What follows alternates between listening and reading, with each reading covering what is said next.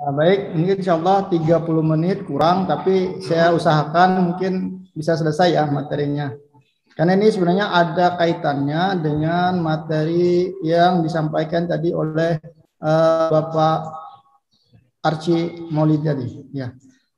Oke, tadi sudah disampaikan oleh Ani ya, oleh moderator kita bahwa beberapa karya ilmiah saya itu random ya, karena saya memang basicnya memang pernah mendok, juga pernah sekolah di SMA, juga senang dengan pemikiran-pemikiran Islam, dan yang terakhir itu saya juga mengajar media pembelajaran dan untuk mata kuliah keahlian saya itu IPS. Nah, jadi random ya penelitian saya. Di sini saya mendapatkan judul yaitu menemukan dan mengolah referensi digital untuk fleksibilitas menulis. Nah, mungkin kalau kita ya sebagai dosen ya narasumber juga untuk menemukan referensi dalam menulis karya ilmiah itu sudah banyak ya kita pelajari. Namun untuk guru-guru mungkin ada yang baru tahu, mungkin baru kenal nanti.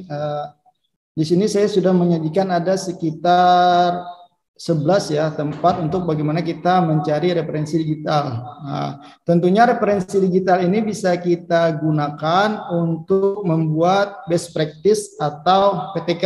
Nah, PTK ini kan kita tahu sendiri itu bisa digunakan guru untuk penunjang kenaikan pangkat. Nah, juga saya biasa itu membantu beberapa guru ya untuk menyelesaikan PTK-nya. Kami sering-sering sharing juga pengalaman dan sebagainya ya. Nah, di sini saya judulnya menemukan dan mengolah referensi untuk digital untuk fleksibilitas menulis. Nah, nama saya Syarifuddin SPD MPD ya. Ini dalam kegiatan Diklat Internasional. Baik, saya mulai ya.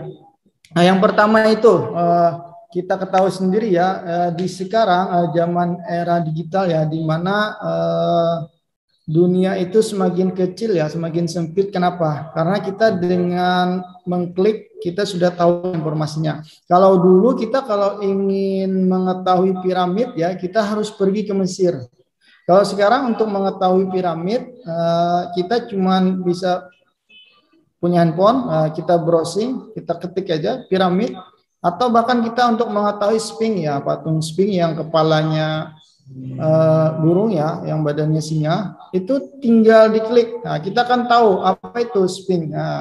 Nah, di sini yang pertama ya, menemukan referensi digital. Yang pertama itu adalah e-resource Perpusnas Go ID ya. Mungkin di sini sudah banyak yang tahu ya, apa sih yang disebut dengan e-resource Perpusnas Go ID ya.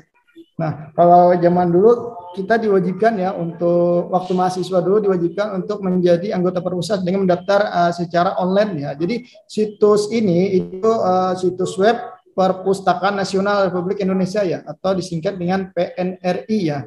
Jadi ini sudah menjadi langganan akademisi ya untuk berburu, bisa jurnal, bisa buku, dan lain-lainnya ya. Jadi untuk cara masuknya ini kita hanya harus mendaftar menjadi anggota Perpusnas, dan itu mudah sekali untuk kita mendaftarnya. Nah, jadi di Perpusnas ini itu ada dua ya. Kalau kita mengaksesnya di laptop ya, itu nanti akan tampilannya beda dengan yang ada di handphone. Nah, kalau kita ingin meminjam buku di Perpusnas ini, kita bisa mendownloadnya di, kalau Android di Play Store, kalau di iPhone bisa di iPhone Store ya. Nanti bisa diklik. Itu untuk yang di handphone itu ada keunggulan tersendiri, kita bisa meminjam buku selama 7 hari. Nanti bentuknya PDF. Dan Bapak Ibu sekalian nanti mencari buku apa aja yang ada di Perpusnas ini sudah lengkap itu saya rasa. Nah, jadi karena kan setiap penulis itu untuk mendapatkan ISBN, salah satu yang wajib yang harus dilakukan adalah nanti penulis atau penerbit ya mengirim covernya, judulnya, sama daftar isi. Dan kalau selesai nanti dari Perpusnas ini nanti yang bagian ISBN itu nanti mengasih ID barcode ya, ID barcode, ISBN. Lalu setelah selesai kita tempelkan di covernya, terus kita kirim lagi. Biasanya itu 2 buku ya untuk arsip di Perpusnas. Nah itu jadi ada 2 tadi. Yang kedua itu ada namanya LIPI. Nah ini nanti tadi yang baru disampaikan oleh narasumber kita ya Pak Arci ya. LIPI ini ya, jadi setiap jurnal, apa kita di pengelola jurnal ya, saya juga salah satu reviewer beliau, sudah hampir setahun ya Pak Ars ya. Jadi setiap jurnal itu mesti masuk ke LIPI ini. Jadi LIPI ini apa? Nah, LIPI ini adalah referensi untuk yang suka jurnal ya, bisa bahasa asing dan sebagainya. Juga LIPI ini sebagai lembaga ilmu pengetahuan Indonesia, merupakan lembaga pemerintah, ini lembaga pemerintah cuman non kementerian. Nah, jadi koordinatornya itu dari Kemendikti ya. Kemendikti BRIN sekarang ya. Jadi hampir semua jurnal, bahkan semua jurnal yang ingin akreditasi ya atau mendapatkan nomor ISSN ya. Kalau jurnal itu ISSN, kalau buku itu ISBN ya. Dia harus melalui LIPI ini, nanti ada bagian jurnalnya. Itu yang kedua ya. Yang ketiga itu adalah IJER ya. IJER ini nanti Bapak Ibu guru bisa mengaksesnya. Itu IJER ini adalah International Journal of Education and Research Review ya. Jadi mereview jurnal penelitian yang diterbitkan oleh Contemporary Research Center ya, atau CRC Publication ya. Nah, jadi situs ini juga sebagai untuk para peneliti, akademisi, profesional, praktisi, dan mahasiswa ya. Mahasiswa berbagi ilmu pengetahuan. Itu yang ketiga ya. Mungkin saya percepat sedikit, nanti akan kita fokuskan di satu aplikasi saja. Biar sedikit tapi kita bisa mempraktikannya.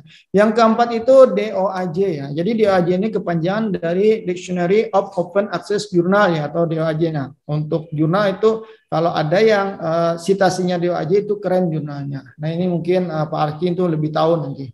Mungkin bisa nanti kalau ada pertanyaan bisa beliau nambahkan sedikit ya Pak Arki ya. Jadi DOAJ ini ya direktori khusus untuk jurnal berstatus open access. Nah, jadi menyediakan fasilitas pencarian link ya menuju laman jurnal internasional gratis. Jadi jurnal itu ada terbagi 2 ya. Jurnal itu adalah biasanya sebelum saya menjelaskan terbagi 2 itu jurnal itu ada yang berbayar, ada yang gratis ya, mengaksesnya. Biasanya ya kalau jurnal itu sendiri itu ada 5 tingkatan ya. Yang pertama itu jurnal open access ya, jurnal yang terakreditasi, jurnal DOAJ, yang keempat itu jurnal internasional, yang kelima itu jurnal internasional bereputasi. Nanti citasinya bisa Scopus, bisa POS ya. Itu citasi itu sebenarnya bagaimana jurnal itu bagaimana seorang yang ingin mengakses jurnal itu mengetahui kualitas dari jurnal itu. Jadi ada citasinya. Citasi yang internasional bereputasi itu yang bisa nanti citasinya Scopus sama POS ya. Ada lagi sebenarnya yang satunya. Yang berikutnya kita lanjutkan ya. Itu yang ke-5 ya. Nah, yang 5 ini ini ketinggalan ya S. Tinggalan S itu. Itu yang kelima, censored. Ya, ini adalah situs penjadian artikel juga ya, itu jurnal dan buku. Tapi ini biasanya berbahasa asing ya, banyakannya itu. Jadi dan ini kebanyakan berbayar ya. Yang gratis juga ada sih sebagian. Yang berikutnya itu ada yang keenam, ResearchGate ya. Ini adalah tempat komunitas para peneliti. Jadi kita bisa sharing ketika kita ingin melakukan penelitian, kita bisa lempar isunya ke komunitas kita ini. Nanti teman-teman yang lain mungkin bisa ada yang membantu nanti. Arah penelitian ini bagusnya ke sini, arahnya ke sini. Oh ini indikatornya ini dan sebagainya nanti. Nah di ResearchGate ini kita bisa sharing sebagai komunitas para peneliti. Nah, yang berikutnya itu yang ketujuh, ya yang ketujuh ini yang sering ya kita gunakan itu adalah Google Scholar ya. Kalau Google Scholar ini nanti Bapak Ibu ketik aja di Google ya, nanti ketik Scholar atau Cendekia ya, jadi akan masuk nanti akan diarahkan untuk mencari jurnal-jurnal ya yang sudah terbit. Nah itu. Yang berikutnya yang ke-8 ya. Nah, yang ke-8 ini apa? Yang ke-8 ini adalah free full PDF. Jadi untuk mencari yang khusus pencarian untuk menemukan paper atau publikasi ya. Yang berikutnya yang ke-9. Nah, yang ke-9 ada LibGen. Nah, LibGen ini apa? Jadi LibGen ini adalah Library Genesis ya. Itu menyediakan jurnal lama sampai baru ya yang bisa diakses secara gratis. Nah, jadi situs ini ilegal. Situs ini ilegal. Itu ada beberapa teman yang menyampaikan. Oke, yang berikutnya itu Google ya. Nah, yang paling kita sering mencari referensi di Google ya. Kalau di Google ya untuk membuat skripsi sendiri ya. Kalau referensinya diambil dari Wikipedia atau blog itu biasanya tidak akan diterima ya. Kenapa? Karena untuk pengesahan yang di blog itu tidak terlalu tidak valid ya. Karena bisa berubah-ubah. Blog itu kan bisa kita buat sendiri. Tapi kalau untuk buku, nah, buku nanti bisa ada khusus terkait tentang khusus buku-buku. Nah, di sini kita yang nomor 11 ini adalah Google Book ya. Nah, nanti kita akan belajar khusus tentang Google Book aja ya. Satu aja insya Allah lumayan waktunya. Yang ke-12 itu minta tolong teman. Nah, kita carikan nanti mungkin dari yang 11 yang saya sampaikan ini mungkin masih ada ya situs menemukan referensi digital. Oke, sebelum itu kita ini dulu ya. Untuk Google Book ini kita langsung praktik aja ya. Saya screen dulu, bentar ya. Ini kita gunakan. Nah, ini sudah terlihat ya. Nah, ini langsung praktik aja ya. Nah, biar lebih mantap nih. Nanti ketik aja sini ya.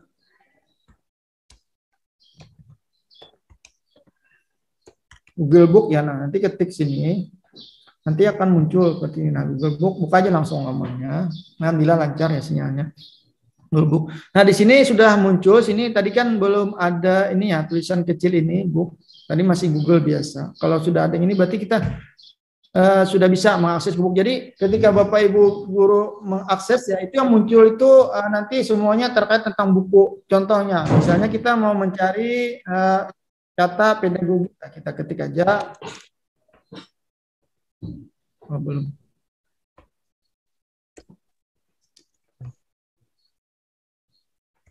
Nah, kita ketik pedagogi. Nah, di sini akan muncul buku-buku yang berkaitan dengan pedagogi. Nah, kita gampang sekarang untuk membuat daftar pustaka kalau PTK itu di bab 2 ya. Nah, nanti tinggal kita klik walaupun Google Books ini terkadang berbayar ya, tapi kita bisa masih melihat ya di bagian-bagiannya. Nah, ini tampilannya. Nah, di sini ini biasanya kita disuruh untuk bisa membeli atau membeli online dengan kita membeli PDF-nya atau bisa kita diarahkan untuk membeli langsung dari yang fisiknya.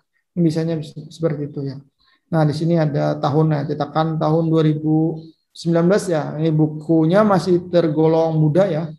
Sini ada judul-judulnya. Nah, menjadi guru di era digital. Nah, ini dengan ini ya kita sangat mudah ya untuk mencari referensi. Nah, jadi di hari Aksara Internasional ini, di bulan Aksara Internasional kita tidak ada lagi alasan kekurangan bahan untuk belajar ya, karena bahan yang kita gunakan itu sangat banyak sekarang ya. Yang adanya itu kita kekurangan waktu ya untuk mempelajari semuanya. Nah, jadi sini ada referensi. Untuk langsung kalau kita mencari pedagoginya kita bisa ketik aja di sini. Nanti diarahkan di halamannya. Di sini ada. Atau kita bisa tampilan yang beda, tampilan 2 atau tampilan 1. Atau kita bisa lihat ini tampilan yang baru ya. Nah, ini juga lengkap ya SBN-nya. Nah, itu Google Book. Nah, di bagian ini kita semuanya terkait tentang buku. Nah, oke, kita lanjutkan lagi ya. Nah, sekarang tadi untuk menemukan referensi ya. Nah, sekarang kita akan mempelajari terkait referensi. Nah, biasanya kalau Bapak Ibu ya untuk mengolah referensi itu kita kan ketik manual ya. Misalnya kita mendapatkan nama, saya contohkan dulu ya. Kita buka di ya. Nah, misalnya tadi kita mencari Ini layarnya belum muncul ya, bentar.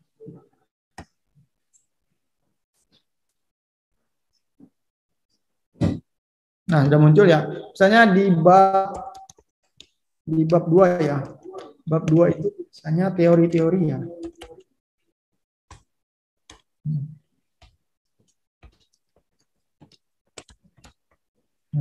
Bapak Ibu misalnya untuk penelitian PTK-nya terkait tentang ya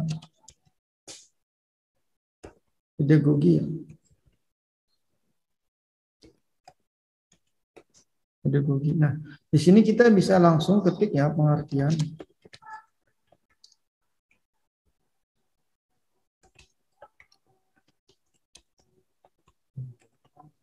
Nah, di mana kita mencari pengertian pedagogi. Lalu kita kembali aja nanti ke bagian Google Book. Nah, di sini langsung saya buka di Google Book ya.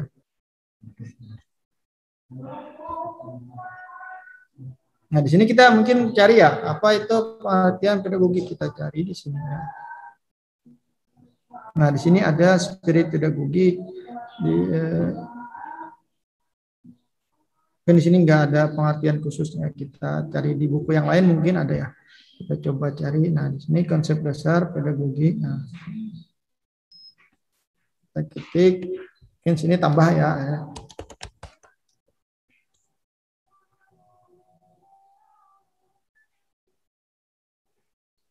Nah, di sini kita lihat di halaman 77 katanya.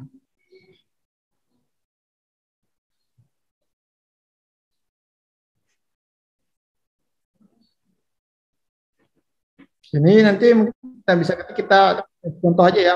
Mungkin ini langsung aja kita mungkin menemukan ini, mungkin nggak bisa di copy paste, kita bisa tulis. Saya kita bagi dua layarnya. Mungkin nanti pengertian kita anggap pengertian agama ya. Nanti kita klik sini, saya bagi layarnya dua dulu ya. Sini bagian pengertian agama. Kita ganti aja.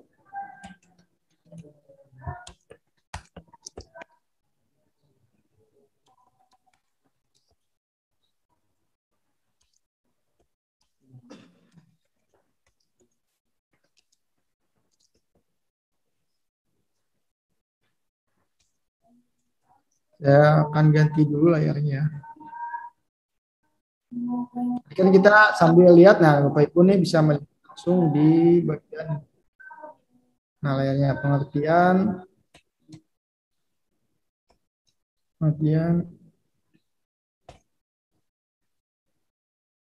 Nah di sini kita bisa lihat, mungkin Bapak Ibu nggak bisa lihat ya di bagian berikutnya tadi ya. Pengertian mungkin sebuah kata yang sangat mudah diucapkan dan mudah juga untuk menjelaskan maksudnya. Jadi agama itu dari dua kata ya, A dengan gama ya.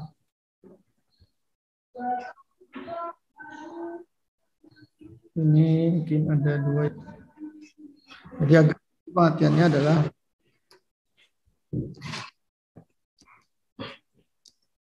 agama itu adalah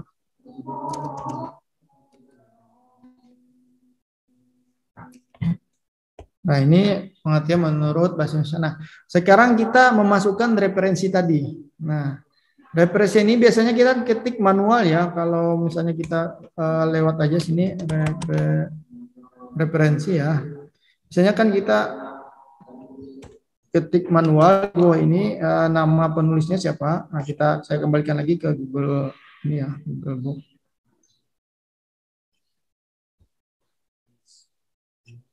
Sudah terlihat ya Google Book.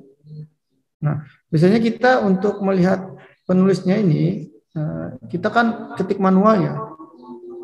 Sini saya lihat ini, nah penulisnya ini oleh Sukarman Purba, nah ini Akbar Iskandar, Muhammad Iris Khalik, Suhendi, Syam, Pratiwi, sama Bernard dan lain-lainnya.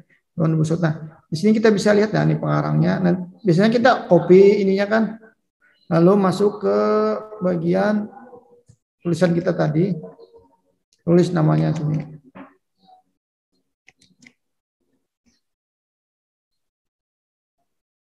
Saya masuk ke ini ya penulisan.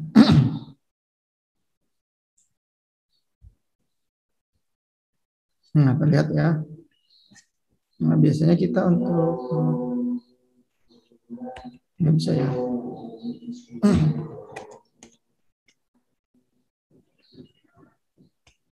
Di sini biasanya ini ya Sukarman tadi ya. Lalu judul buku ya biasanya kita ketik manual. Judul bukunya tadi adalah Landasan Pedagogik dan Pedagogik Teori dan Kajian. Nah,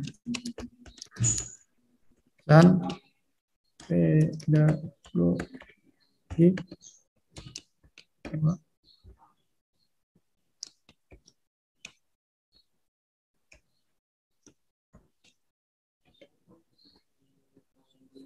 teori dan kajian.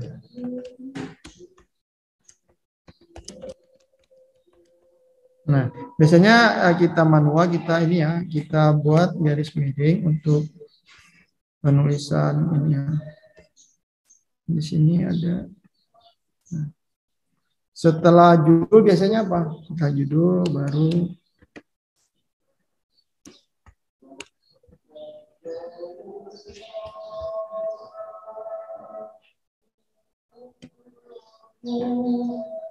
tempat ya, misalnya nih tempat terbitnya di, kalau di sini kurang lengkap ya.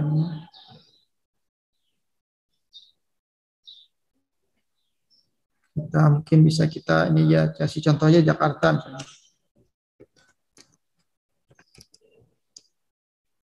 Lalu penerbitnya ini kita lihat dari mana nih penerbitnya. Yayasan Kita Menulis.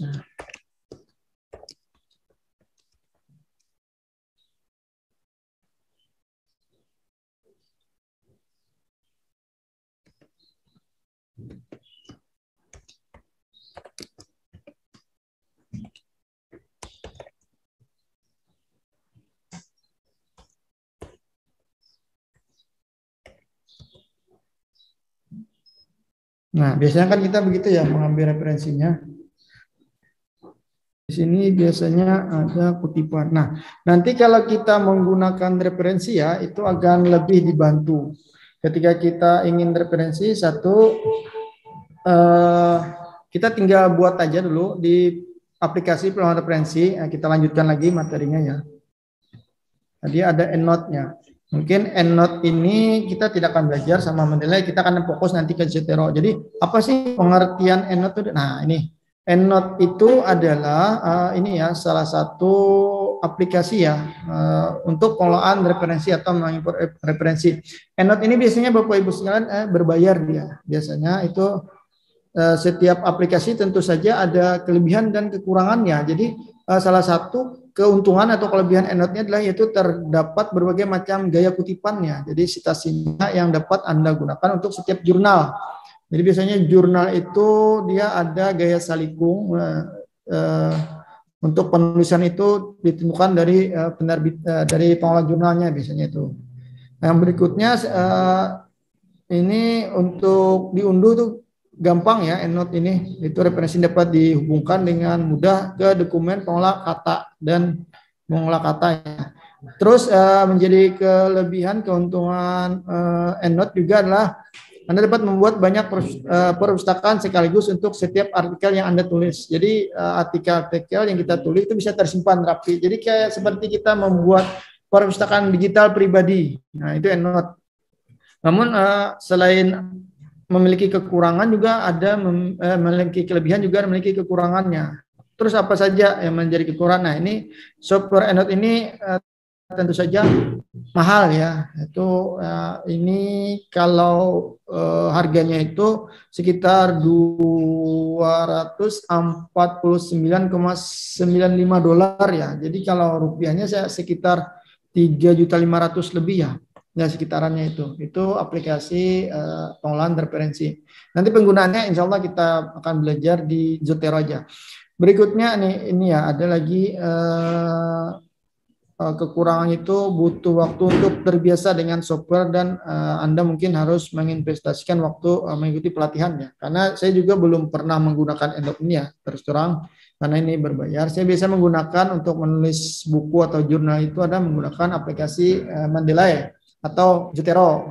Tapi biasanya Zotero ya, karena Zotero memang yang pertama saya pelajari ya. Terus saya belajar juga tentang Mendeley, alhamdulillah Mendeley bisa, Zotero bisa. Nah, EndNote ini dapat di-download pada komputer atau laptop ya, tapi pastikan bahwa sistem operasi misalnya Windows atau Mac OS ya, aplikasi komputer compatible ya, harus bisa. Nah, jadi kalau nggak support, dia nggak bisa digunakan. Jadi tergantung ya, supaya nggak semua laptop bisa untuk EndNote ini. Nah, yang kedua itu adalah Mendeley. Nah, ini biasanya banyak digunakan untuk pengolah jurnal ya, yang luar negeri kebanyakan itu menggunakan Mendeley ya, karena Mendeley ini juga kita bisa menyimpan untuk membuat perpustakaan pribadi. Nah, Mendeley ini apa saja yang menjadi kelebihan Mendeley? Yang pertama itu paket dasar Mendeley ini adalah gratis. Nah, jadi Mendeley ini pakai tingkatan juga, ada yang bisa diakses free, ada yang berbayar. Nah, untuk akses free-nya itu mendapatkan 2 GB ya. 2 GB itu penyimpanan. Misalkan kan PDF itu kecil aja itu. Paling MB-an aja ya, nggak sampai gigaan. Kalau video baru sampai giga-gigaan. Kalau artikel kecil, bahkan untuk Word aja sampai MB aja ya, nggak sampai KB, ada juga yang KB. Berikutnya itu mudah digunakan dengan ribuan jenis citasi kutipan. Sama tadi EndNote juga ribuan kutipan ya, jenisnya. Dan kita bisa nambahkan. Nah, itu yang uniknya Mendeley ini. Kita bisa menyesuaikan yang mana yang kita perlukan, yang kita gunakan. Jadi dia menyesuaikan negaranya. Di sini menjadi kelebihannya Anda dapat menggunakan software untuk mencari artikel. Nah, selain di Google, di Mendeley juga kita bisa mencari artikel. Nah, kita mencari artikel di Mendeley ini nanti akan terhubung.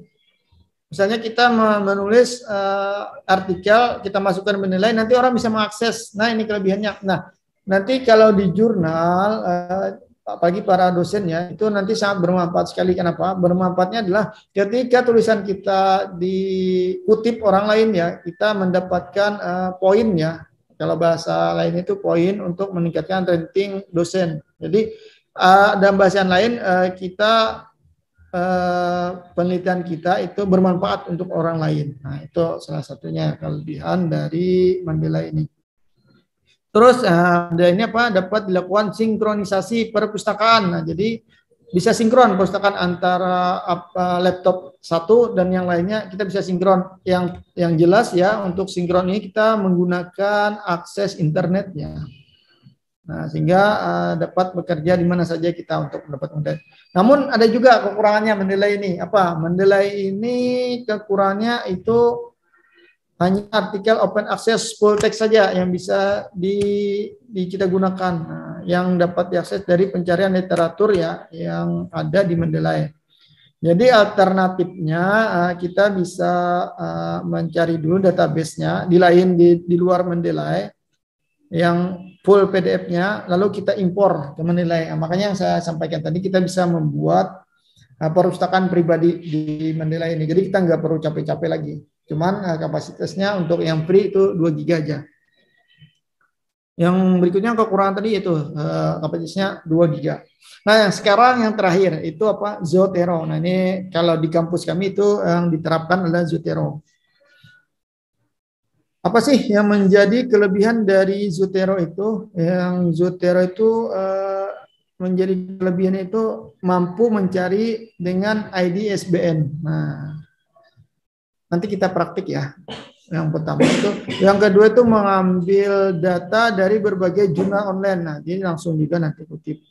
Yang berikutnya itu mampu mengambil atau menangkap tampilan layar web secara umum. Nah, nanti di Google Chrome ya disarankan untuk pengguna Zotero ini membuka aplikasinya itu dengan Google Chrome ya. Terus apalagi semua data dapat disimpan secara offline di komputer. Nah, untuk menggunakan Zotero kita bisa tanpa terhubung internet. Nah, ini makanya di tempat kami kan di daerah itu terkadang jaringan itu menjadi kendala untuk kita berkarya. Makanya kalau di Zotero masih bisa disimpan. Yang berikutnya itu semua data dapat disimpan offline tadi ini juga ya mengambil metadata dari file PDF. Nah, dia juga bisa mengambil metadata dari file PDF persis seperti Mendeley tadi ya. Jadi mirip-mirip Mendeley. Nah, terus apa yang menjadi kekurangan? Nah, yang kekurangannya ini kalau yang di sini saya sampaikan itu tidak memiliki kemampuan database search. Nah, jadi kita untuk Zotero ini hanya yang kita simpan aja yang bisa kita cari. Kalau Mendeley tadi yang tidak kita simpan pun kalau kata-katanya ada yang mirip kalau di pencarian di search-nya ya kita bisa menemukan bahkan artikel dari berbagai negara. Nah, jadi Mendeley ini persis seperti pencarian buku di Google Book ya. Nah, itu aja. Nah, sekarang kita ini ya. Ini waktu saya tinggal ini ya. Baik, mungkin saya sekilas saja ya saya tampilkan bagaimana penggunaan Zotero ya. Di sini nanti mungkin Bapak Ibu bisa melihatnya ya. Nah, ini slide-nya panjang sih sebenarnya. Mungkin ada 40-an. Mungkin ini harus waktunya tersendiri nanti untuk kita bagaimana mengolah referensi Zotero. Nah, di sini terlihat ya di layar ya Bapak Ibu guru hebat sekalian ya. Nah, di sini nanti bagaimana kita pertama itu mencari instalan, mendownload ya kalau bahasa lainnya mendownload. Nah, nanti pertama download dulu, setelah mendownload apa yang kita lakukan. Nah, di sini download ada dua ya. Kalau yang menggunakan Windows nanti gunakan yang Windows. Kalau yang saya biasanya pakai MacBook ya. Saya gunakan MacBook. Nanti ada juga Zotero Connector. Ini apa manfaatnya? Nanti kita akan sampaikan ya. Kita sekilas saja. Nah, ini cara-cara untuk mendownload ya hingga selesai. Bagaimana mengutip referensi dan sebagainya ya. Terlihat ya. Nah, sekarang kita praktik aja. Ini saya akan tampilkan layarnya. Saya simpan dulu ya. Selesai. Bentar ya. Biar nanti terlihat di layar semua.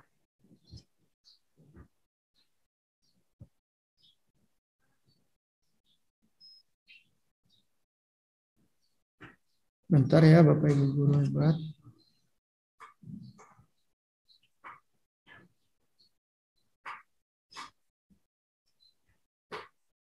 Oke, ini terlihat lah layar semuanya ya. Nah, ini layar saya. Di sini ada saya bagi dua dulu ya. Ini untuk ini kita anggap aja kita lagi menulis PTK ya. Bagaimana penggunaan Zotero untuk fleksibilitas kita membuat karya tulis ilmiah dan sebagainya. Kalau zaman saya dulu ya untuk membuat citasi itu masih belum dikenalkan namanya aplikasi Zotero, Mendeley apalagi EndNote ya. Dulu masih manual banget. Nah, jadi ketika menulis referensi itu masih ketik satu persatu ya. Oh, serang nggak lagi. Nah, misalnya kita contoh ya. Ini sebagai contoh aja, bukan yang sebenarnya. Ini saya sudah menginstal namanya Zotero. Ya, di sini ada Zotero dan Mendeley. Nah, nanti tampilannya seperti ini Bapak Ibu guru. Nah, ini adalah tulisan-tulisan yang saya kutip ya. Sini banyak buku-buku jurnal yang saya bikin ya. Saya masukkan di folder ya. Di sini ada nanti untuk menambahkan folder. Nah, nanti buat aja ya, PTK apa atau jurnal apa yang ingin Bapak Ibu buat. Nah, masukkan aja nanti judulnya. Nanti setelah masuk judul nanti mencarinya di referensi ya bisa ini. Nanti di satu misalnya kita tulis ini bab hubungan IPS dan ilmu sosial. Nah, ini beberapa referensi yang saya gunakan. Nah, ini bisa kita kutip langsung. Nah, ini saya ambil contoh ya. Sini kita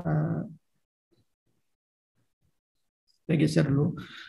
Ini Google Book ya. Tadi kita Google Book. Nah, di atas sini adalah ini apa namanya tadi? Ini kita download ya, yang konektor ya namanya kalau bahasa itu konektor. Nah, kita tinggal klik ya. IPS. Kalau kita klik IPS nanti akan muncul buku-buku yang berkaitan tentang IPS. Tinggal kita klik di sini. Nah, ini udah muncul. Nah, untuk mengambil kutipannya, kita nggak perlu lagi ngetik manual kayak tadi ya. Kita tinggal klik di sini. Nah, kita klik. Ini kan belum ada kan pembelajaran IPS di SCMI. Tinggal klik di sini. Terus muncul seperti ini nanti. Nah, kita klik yang di bagian petunjuk yang garis bawah ya. Nah, sini nanti kita boleh menyimpannya mau di folder mana. Nah, ini kita bisa menyesuaikan. Mungkin di folder kita anggap aja di sini yang di awal tadi ya, yang saya tampilan layarnya ini ya di folder yang di depan ini. Kita down aja. Nah, ini sudah muncul. Terlihat. Nah, di sini sudah ada referensinya lengkap. Ada judul buku, ada penulisnya, ada abstraknya, ada penerbit. Ini tahunnya belum muncul ya. Ini terkadang di Google Book itu metadatanya kurang lengkap. Nanti bisa kita tambahin manual. Kita lihat dulu ini untuk tahunnya tahun berapa terbitannya.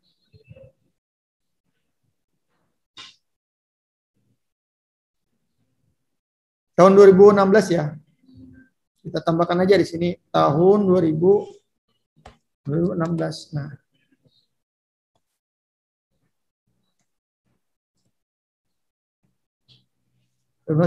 untuk menggunakannya kita tinggal ini kan sudah tambah dia referensinya. Kita kembali lagi. Nah, ini misalnya pengertian IPS ya kita anggap aja karena ini contoh. Kita tinggal cari di bagian ini ya. Saya geser dulu ya, biar tidak mengganggu.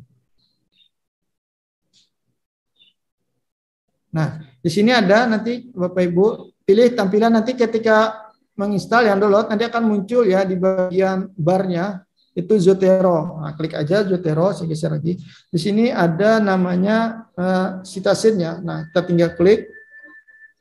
Kita pilih. Nah, ini nama-nama citasi. Citasi itu menyesuaikan nanti kita bisa merubah-rubah. Kita pilih aja satu ya yang Chicago full note. Nah, kami biasanya untuk makalah menggunakan di sticky ya Chicago Manual of Style 17 TH Edition full note ya. Kita klik oke.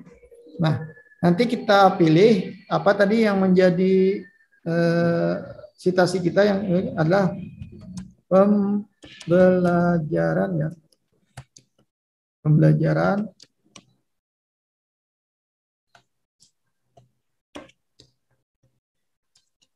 IPS ya. Nah, ini dia. Nah, nanti bisa diklik lagi untuk menentukan halaman. Misalnya kita mau tinggal di halaman 12 misalnya. Kita klik aja. Oke, lalu tinggal enter aja. Nah, lihat Bapak Ibu, sini sudah muncul tanda kutip. Nah, untuk yang di bawah ini kan belum muncul. Untuk memunculkannya itu bagaimana? Nah, kita tinggal di sini ada bagian ADD edit ini ya, bibliografi ya. Tinggal klik. Nah, dia akan otomatis. Nanti berapapun ini ya kutipannya dia akan otomatis. Nah, dengan begini kita akan lebih mudah untuk membuat satu karya ilmiah. Oke, mungkin itu saja ya yang bisa saya sampaikan. Sebenarnya untuk kita belajar Zotero ini atau membuat presentasi mungkin ada waktu khusus nanti ya. Karena waktunya lumayan panjang untuk mempelajari ini ya. Sekedar informasi aja, siapa tahu nanti Bapak Ibu guru ya ingin tertarik belajar, kita bisa buat ya nanti kegiatan lagi biar menambah wawasan untuk membuat PTK. Oke, itu saja slide saya. Mungkin itu saja yang bisa saya sampaikan. Salah hilap, mohon maaf. Kelebihan waktunya juga mohon maaf. Akhir kalam, bila topik wa hidayah. Wassalamualaikum warahmatullahi wabarakatuh. Waalaikumsalam warahmatullahi wabarakatuh. Waalaikumsalam warahmatullahi wabarakatuh. Waalaikumsalam warahmatullahi wabarakatuh. Nur Aminah sebagai moderator, silakan.